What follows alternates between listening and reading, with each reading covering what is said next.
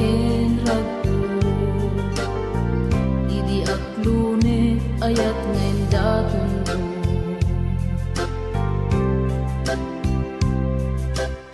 Binwangay tani ayat anak no taragsak nagmaris sa glawlaw adu nga arapaan nga itim tumasangwanan si kaken siya pagbuligan tantut nam ay ken buligan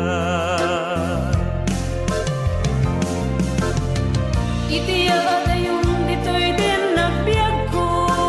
imadayon mas maalan nalabos unay nga ilip ko nalabos na Aldaw na biisi kalaeng malaglagip ko malaglagip ko Araw na kapit kaadam dito'y silong ko Nagrigat gayam long distance nga ayat